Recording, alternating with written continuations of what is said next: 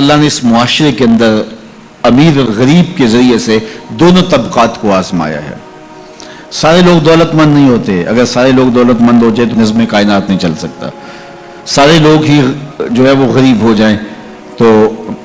پھر بھی نظم کائنات متاثر، اس نے اوپر نیچے رکھا ہے، اس کا نظم ہے۔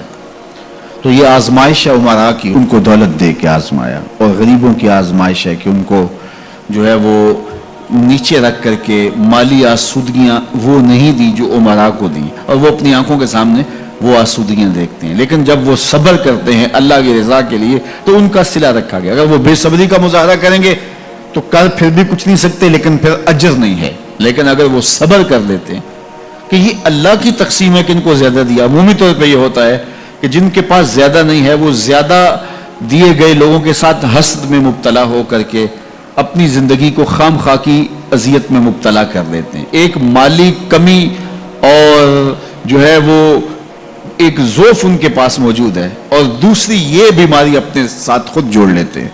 تو گویا وہ دو آتشہ تکلیف ہو جاتی ہے ان کی۔ تو وہ ایک مالی ضعف میں مبتلا ہیں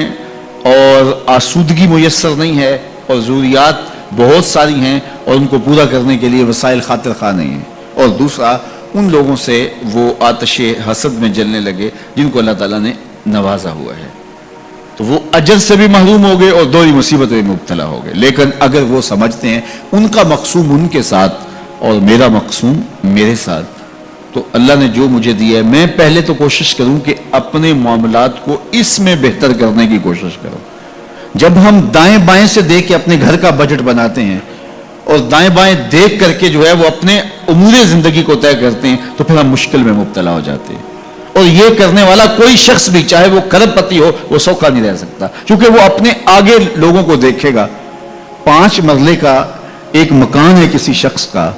اور وہ اس کو آسودہ سمجھتا ہے، لیکن اگر وہ اپنے رشتہ داروں، عزیزوں، اپنے دوستوں کو دیکھے کہ وہ 2 کنال کے بنگلے میں رہ رہے ہیں تو وہ 5 مرلے کا مکان سکڑنے لگے گا، اس کو تنگ لگے گا، اس کے اندر اس کی سانس گھٹنے لگے گی۔ لیکن اگر وہ دیکھے کہ میرا فلاں رشتہ دار 3 مرلے کے گھر میں رہتا ہے وہ بھی کرائے کا ہے، تو اس کو وہ گھر ہی محل دکھائی دینے لگے گا۔ اس لیے میرے حضور نے فرمایا کہ اپنے اوپر دیکھو گے تو اوکھے ہو جاؤ گے۔ انظروا الی من هو اسفل منکم، فرمایا اپنے نیچے دیکھو، نیچے دیکھو گے تو زندگی سوکھی ہوگی، اوپر دیکھو گے تو زندگی اوکھی ہو جائے گی۔ اس لیے تمہیں جو دیا گیا اس پر مطمئن رہنے کی کوشش کرو، اس سے اجر بھی ملے گا، اور پھر اپنی چادر کو دیکھ کے ٹانگیں پھیلاؤ گے تو آسودہ رہو گے۔ اللہ اکبر۔ سنو سیدنا علی المرتضیٰ رضی اللہ تعالیٰ عنہ حضور کا ایک فرمان ذکر کرتے ہیں کہ آقا کریم نے فرمایا جو اللہ کے دیے گئے تھوڑے رزق پہ راضی ہو گیا، اللہ قیامت کے دن اس کے تھوڑے عملوں پہ راضی ہو جائے گا۔ کتنا اچھا سودا ہے، جو اللہ کے دیے گئے تھوڑے رزق پہ راضی ہو گیا اللہ اس کے تھوڑے عملوں پہ راضی ہو جائے گا۔ میرے بندے تو بندہ ہو کے راضی ہے، تجھے ضرورت تھی پھر بھی راضی ہے، تیرے بچوں کو دوا چاہیے تھی،